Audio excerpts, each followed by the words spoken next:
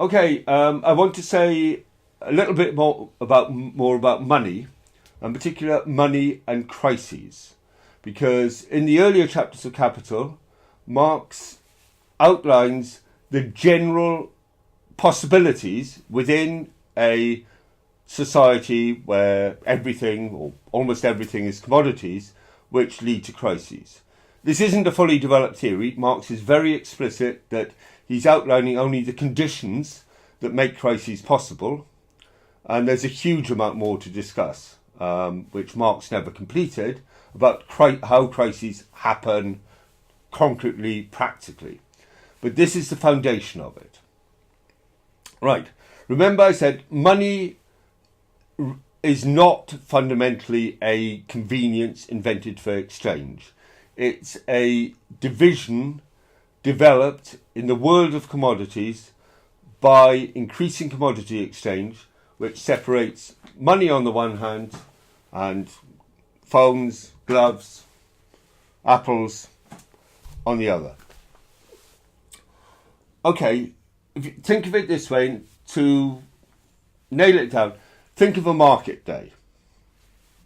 So, the apple merchant comes to market with her apples, the glove merchant comes to market with her gloves, the smartphone maker comes to market with her smartphones, and they all sell their commodities.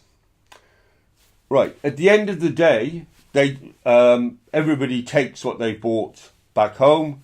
The glove maker who was hungry takes apples home and eats them.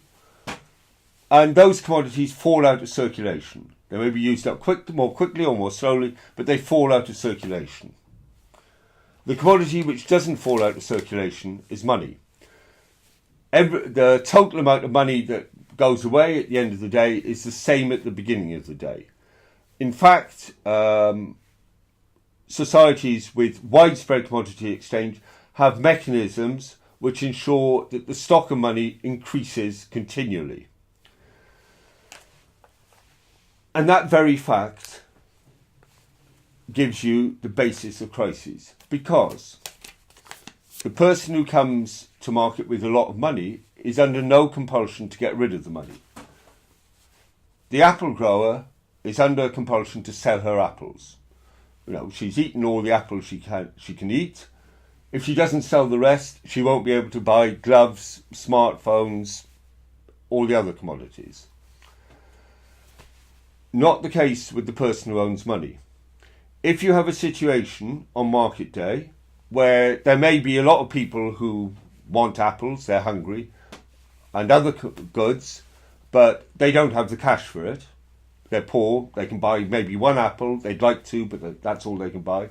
And there are other people with lots and lots of money who think, I don't need to buy apples now. It's I'm well fed. I don't need to buy industrial equipment, build new offices, build new factories now. I can wait for a better time to do that. I think maybe in a week's time the prices will be lower, or the prospects for selling the goods produced by the new equipment will be better, or conditions will be better in some way. So I will wait. If they collectively wait, what happens is that every commodity or a large number of the commodities which have been brought to market turn out to be overproduced. Once that large number, maybe still apples are not overproduced because, the poorer people who can't buy exactly what they want still buy enough to eat. But in a short time, because the capitalists haven't spent money on new factories, new equipment, new offices, new luxuries, they lay off workers. So the workers who before could buy apples now can't buy even apples. So it becomes a generalised overproduction. As I said, there's a lot more to say about crises, but that's the description of the possibility of crises that Marx introduces right at the beginning of Capital.